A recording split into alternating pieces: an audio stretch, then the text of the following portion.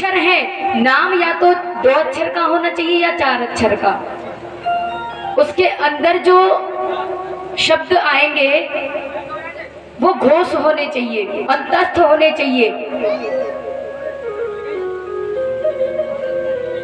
क्योंकि शब्द का जब उच्चारण होता है हमारे वैदिक, उसके अंदर 3 स्वर बताए हैं, उदात्त, अनुदात्त, स्वरित।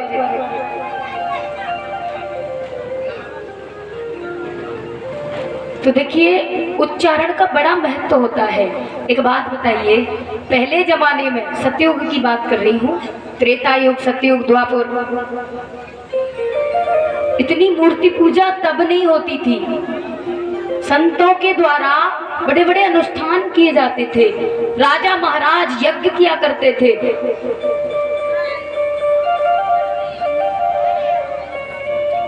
संतों की बड़ी महिमा है। तो देखिए बच्चे का नामकरण जो हमारे शास्त्रों ने कहा है उसी के आधार पर होना चाहिए, और दीर्घ स्वर से कहा है कि प्रारंभ नहीं होना चाहिए,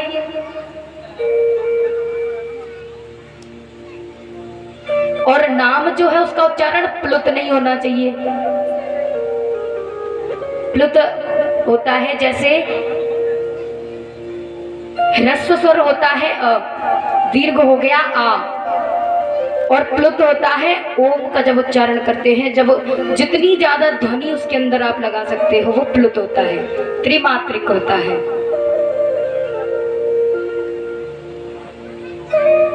तो देखिए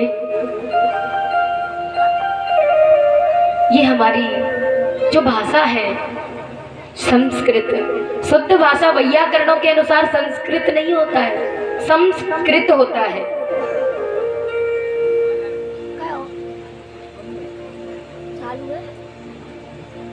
ज्यादातर लोग अशुद्ध उच्चारण करते हैं, पृथ्वी बोलेंगे, पृथ्वी, पृथ्वी नहीं होता है, पृथ्वी होता है।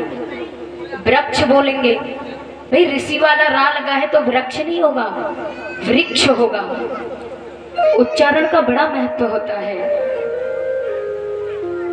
अर्थ का अनर्थ करोगे तो फिर कैसे फल प्राप्त होगा।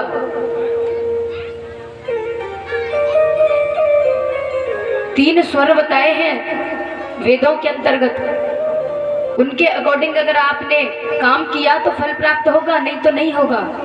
पहले यज्ञ, संत महात्मा जितने भी हमारे पूजनीय हुए हैं उन्होंने यज्ञ करवा के महाराज वर्षा तक कर देते थे। न जाने कितने दुखी लोग, दुखिया लोगों का उन्होंने कष्ट निवारण किया केवल यज्ञ करके। क्योंकि संतों को जो ज्ञान होता है, जो मार्मिक ज्ञान होता है उनको, ऐसा हर किसी को नहीं होता है। संतों की महिमा का जितना वर्णन किया जाए उतना कम है, क्योंकि सत्य बात कही गई है संतों के द्वारा ही कि आग लगी आकाश में, उड़े उड़े गिरे अंगार,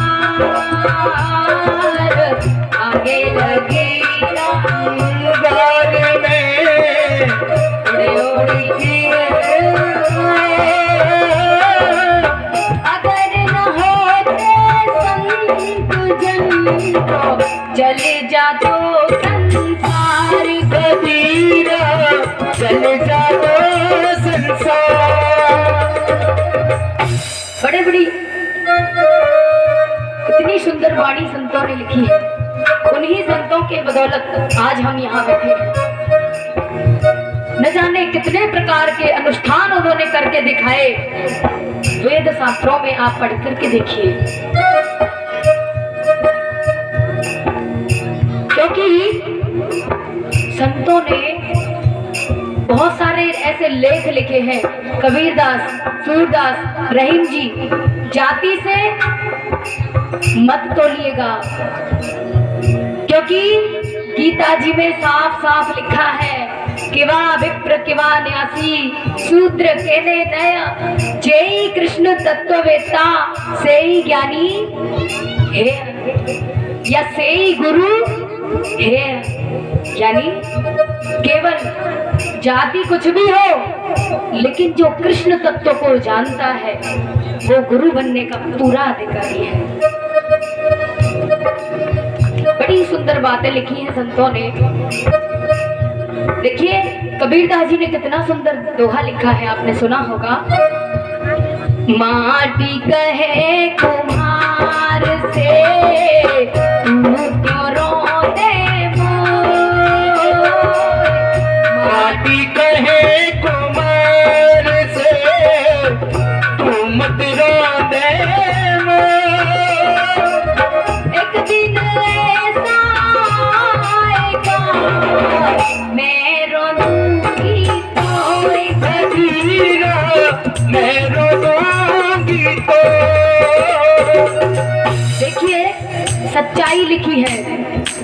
कुछ लोग ऊपर से पढ़ लिया छोड़ दिया, उसके अंदर क्या रहस्य है उसको बहुत कम लोग जानते हैं। एक और बड़ा सुंदर लिखा, बहुत सारे लिखे हैं, सबका वर्णन तो नहीं हो सकता। तो देखिए क्या लिखा है। बड़े बड़ाई ना करें, बड़े ना बोले बड़े बड़ाई ना करे, बड़े ना बोले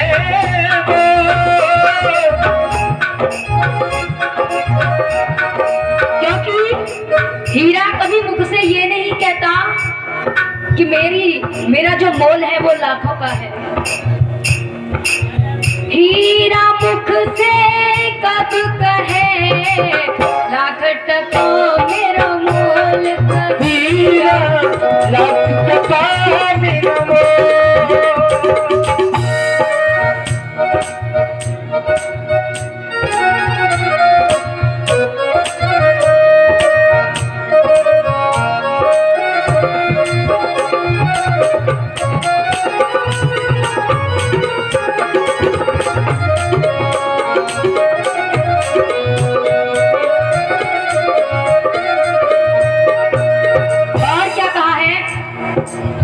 सांच बराबर तप नहीं।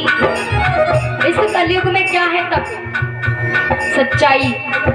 किसी को कह दोगे तो बुरा लग जाता है, कोई सच्चाई का सामना भी नहीं कर सकता। सांच बराबर तप नहीं, झूठ बराबर पाप।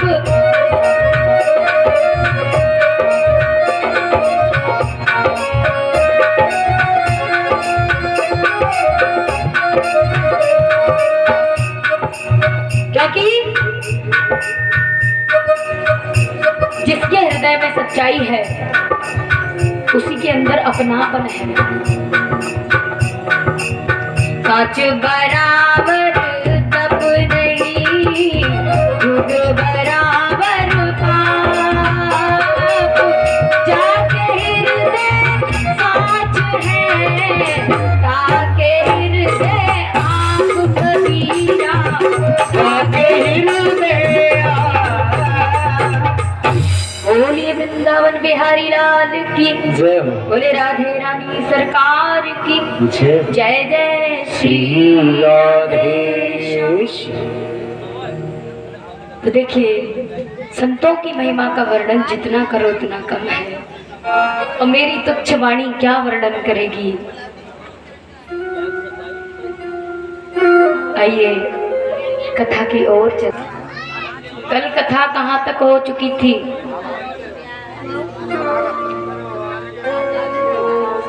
जोर से बोलो। है भैया? हाँ जी। महाभारत के बाद में सृष्टि का सृजन हो चुका था, सुखदेव जी का जन्म हो चुका था, है ना। परीक्षित महाराज शुक्रताल पर भी पहुंच गए, बहुत कुछ हो गया। अब महाराज मनु और शत्रुपा, सृष्टि का सृजन हो चुका था ना,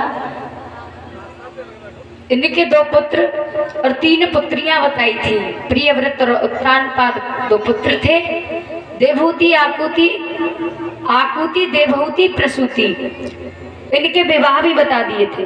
केवल प्रसूति रह गई थी। आकुति का विवाह रुचि प्रजापति के साथ बताया था ना, जिनके घर यज्ञ भगवान ने जन्म लिया था। और देवहूति कर्दम मुनि के साथ में, जिनके घर कपिल भगवान ने जन्म लिया था। वहां पर कपिल भगवान बहुत छोटे थे। देवहूति ने अपने ही पुत्र को गुरु बनाया। क्यों पता है? ज्ञानी कोई भी हो, उम्र से कोई मतलब नहीं होता। जिसको ज्ञान है वो गुरु बनने का अधिकारी होता है। देवहूति ने पूछा, पुत्र ये शरीर जो है किससे बना है? ध्यान से सुनिएगा। मैं सोच रही थी, देखिए मैंने बहुत सारी कथाओं को शॉर्ट किया है ना, क्योंकि एक बात बताइए, लेकिन ऐसा नहीं है कि मुझे नहीं आती हो, समय के अनुसार चलना पड़ता है। और कल जितनी कथा हुई उसके बाद बताती हूँ। जो देवहूति है, इनके कपिल भगवान ने अवतार लिया है, 11वां नंबर है। 10 कन्या हुई है इनके। तत्व ज्ञान दिया है। पूछ रही है शरीर कैसे बना, तब बताया उन्होंने, माता इस शरीर का सृजन जो है, लोग कहते हैं ना, चित जल पावक गगन समीरा, पंच तत्व ये अधम शरीरा। 5 तत्वों से ये शरीर नहीं बना है। ये 5 तत्व तो एक तरह से ये समझिए कि ये जो तत्व है जिन पर ये शरीर खड़ा है, जैसे वृक्ष का तना होता है ना, तना,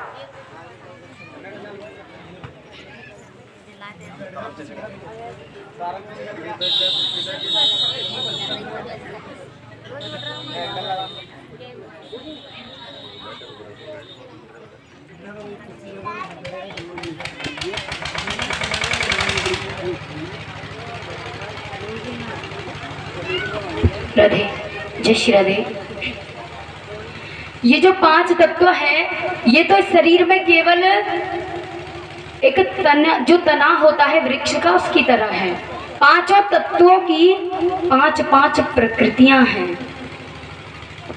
यानी 25 प्रकृति हैं जिनके अनुसार ये शरीर चलता है। देखिए आपको विस्तार से बताती हूँ।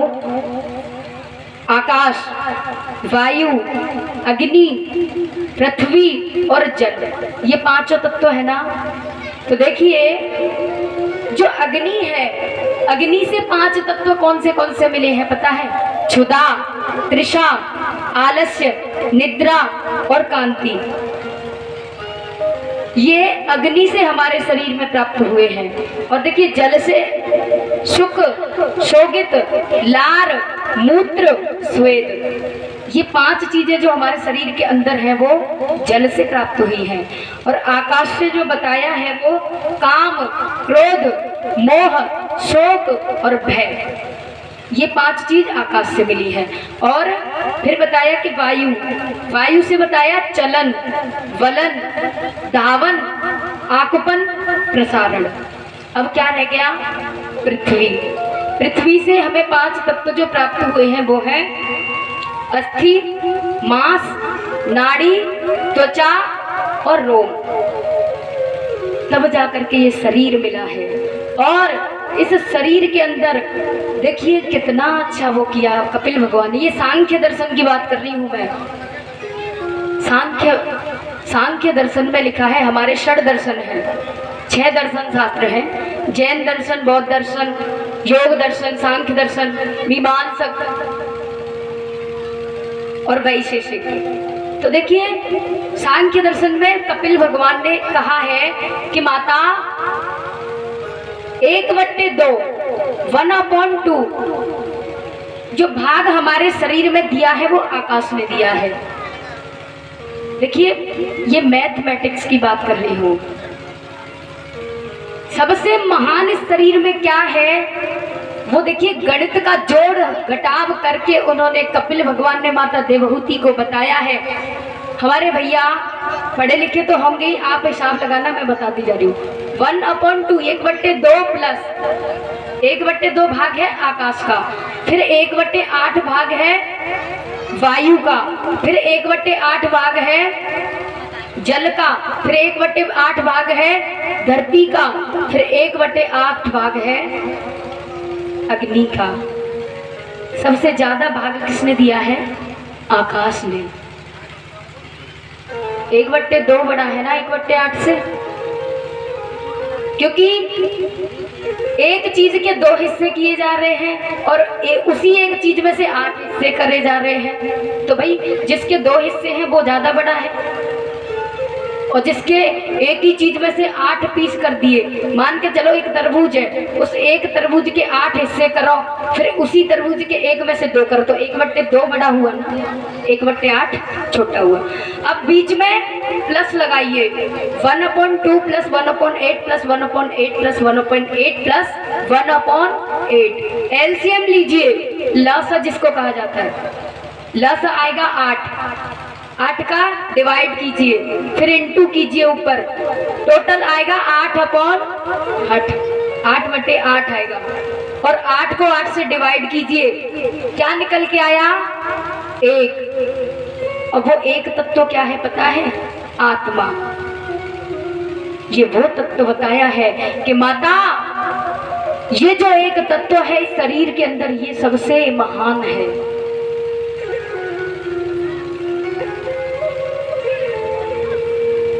इस तरीके से कपिल भगवान ने माता देवहूति को तत्व ज्ञान दिया है।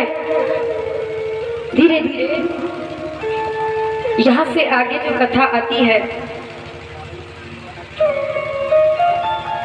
अब देखिए, आकुति का विवाह हो गया, देवहूति का हो गया, अब रह गई प्रसूति। प्रसूति का विवाह हुआ है दक्ष प्रजापति के साथ में। तो श्री सुखदेव जी कहने लगे, हे राजन परीक्षित,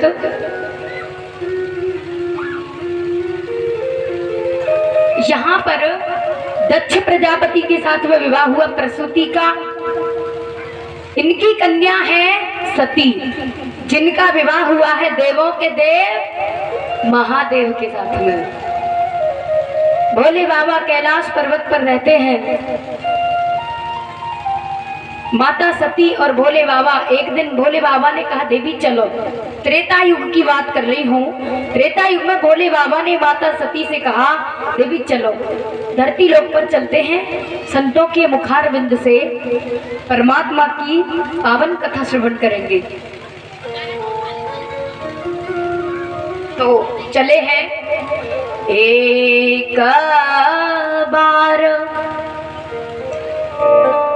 त्रेता जुग माही, एक बार त्रेता जुग माही, कंधो गए कुंभजरी सिपाही, कंधो गए कुंभजरी सिपाही, संग सखी जग जननी भवानी, पूजे ऋषि अखिलेश्वर जानी, पूजे ऋषि अखिलेश्वर जानी, संग सखी।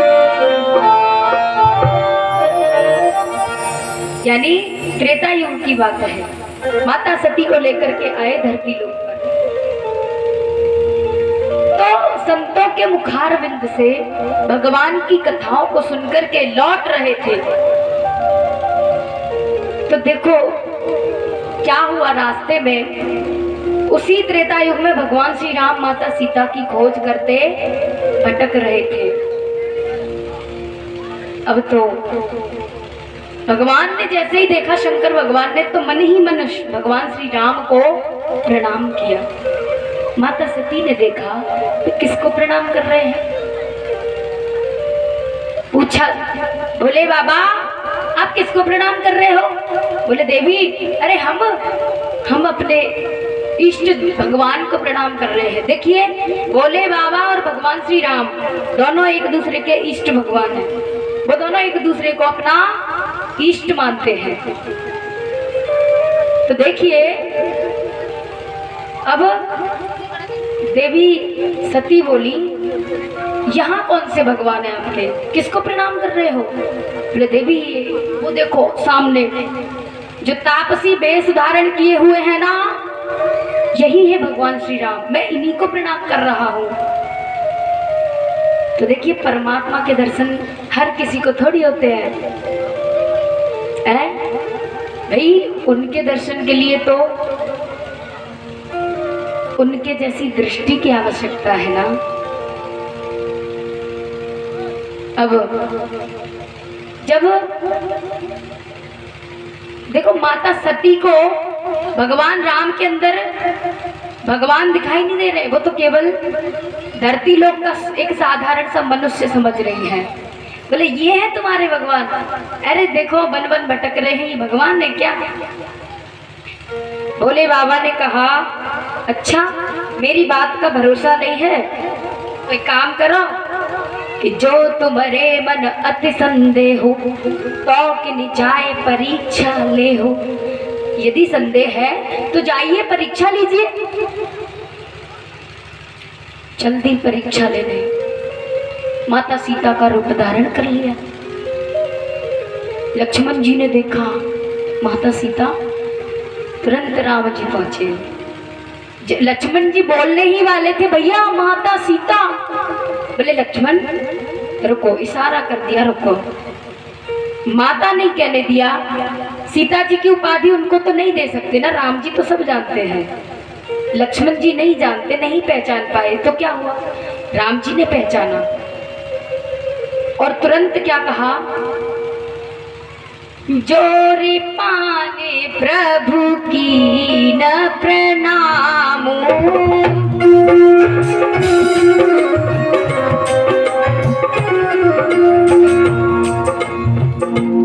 भगवान ने क्या किया, जोरे पाने प्रभु की न प्रणाम।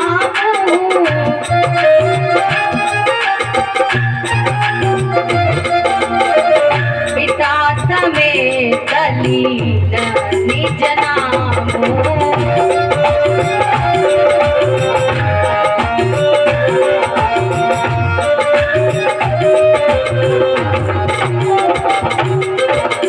हाथ जोड़ करके प्रणाम किया भगवान राम ने। क्या कहा? हाथ जोड़े और कहा, मैं दशरथ पुत्र राम माता आपके चरणों में प्रणाम करता हूँ।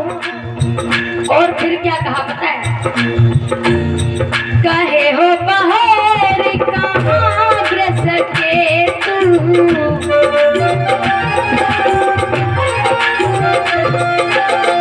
कहो बहोर कहाँ ग्रस के तू।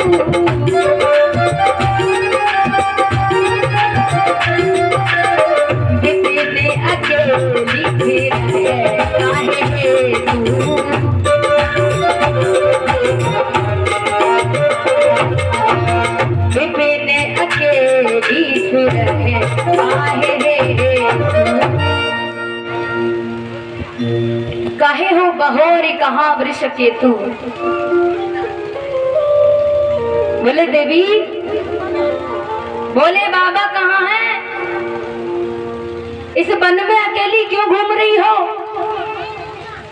अरे हम तो सीता का अपहरण हो गया है, हरण हो गया है, हम तो ढूंढ तब भी रहे हैं। अगर आपको कोई ले गया तो भोले बाबा ढूंढने वाले नहीं है। अब तो माता सती की आंखें खुली एकदम, जब भगवान ने पहचान लिया तो बेचारी वापस आई। भोले बाबा ने कहा अच्छा ले आई परीक्षा? बोले झूठ बोल गई कि कछु न परीक्षा ली न गुसाई, कीन प्रणाम तुम्हारे ही नाई। कोई परीक्षा नहीं ली है, आपने दूर से प्रणाम किया है और मैंने पास जाकर के प्रणाम किया है। लेकिन भोले बाबा तो सब जानते हैं भैया। भोले बाबा ने कैलाश पर्वत पर आए तो देखिए भोले बाबा समाधि में चले गए हैं कि शंकर सहज स्वरूप तुम्हारा, लाग समाधि अखंड अपारा। समाधि लग गई। धीरे धीरे 87,000 वर्ष बीत गए। बीते संवत सहस 87, तज समाधि शंभु अविनाशी। 87,000 वर्ष बाद भगवान शिव की समाधि खुली है। कल मैंने बताया था ना,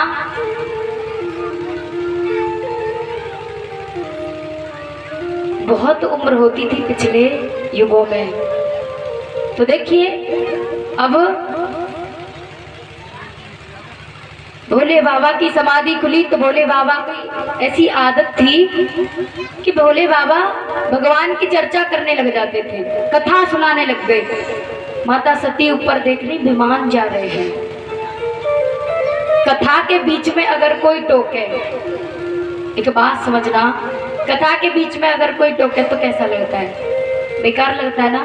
कहने वाला बड़े इंटरेस्ट के साथ, बड़े रुचि के साथ में कह रहा हो और कोई बार बार आके बोले, अरे भैया, अरे सुनो तो सही, देखो वो बाहर किसकी गाड़ी खड़ी है। अरे भैया तुम्हें गाड़ी से लेना देना क्या है, तुम यहाँ कथा में बैठे हो, कथा से मतलब रखो है।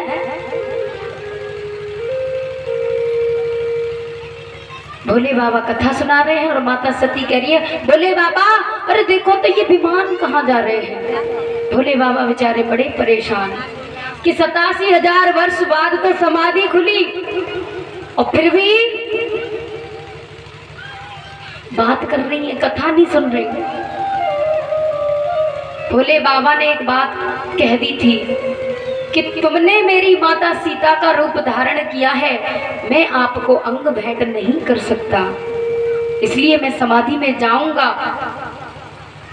और भोले बाबा ने माता सती को अंग भेंट नहीं किया है क्योंकि उन्होंने माता सीता का रूप धारण कर लिया था।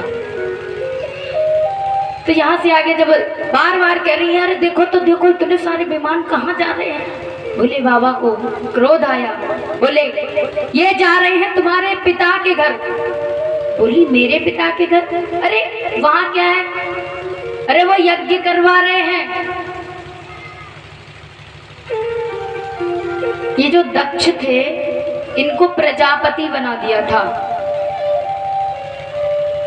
देवलोक की सभा का प्रजापति बना दिया था, इसलिए बहुत घमंड था दक्ष को। भोले बाबा से सीधे मुंह से बात नहीं करता था दक्ष प्रजापति। सबको निमंत्रण दिया है यज्ञ में, अश्वमेध यज्ञ करवा रहा है, परंतु भोले बाबा को निमंत्रण नहीं दिया। तो सती मैया कह रही मेरे पिता यज्ञ करवा रहे हैं तो मैं भी जाऊंगी। बोले देवी हमारा निमंत्रण नहीं आया। बोले अरे पिता के घर तो बेटी बिना बुलाए भी जा सकती है। भोले बाबा ने समझाया कि जो बिन बोले जाओ भवानी, बिना बुलाए जाओगी तो सम्मान नहीं मिलेगा। लेकिन कुछ मैया होती है ना, आज्ञा लेती हैं, बोले आज्ञा तो देनी पड़ेगी, राजी नहीं तो गैर राजी। देखिए इनका तरीका क्या होता है, पता क्या तरीका होता है इनका? पहले तो कहेंगी देखो हमारे मायके में ये कार्यक्रम हो रहा है, हमें जाना है।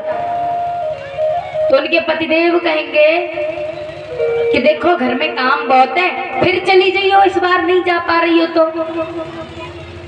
बोले हम तो जाएंगी, चाहे कुछ भी हो जाए।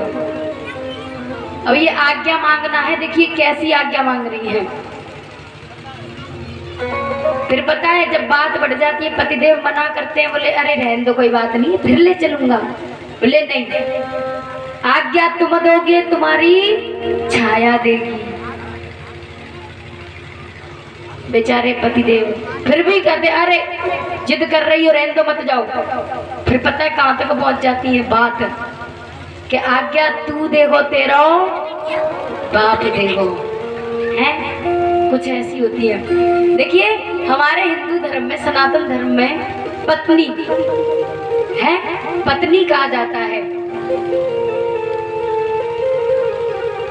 जो पतन की ओर जाने से पति को बचाती है। और इंग्लिश में क्या कहते हैं, वाइफ, WIFE। इसकी फुल फॉर्म क्या है पता है?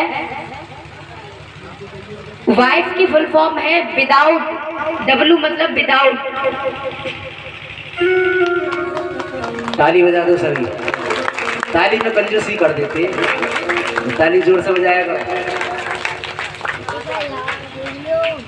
देखिए बनीपुरा से श्री राजू सिंह जी, उनकी धर्मपत्नी रीना देवी 151 रुपए की माला से स्वागत करते हैं।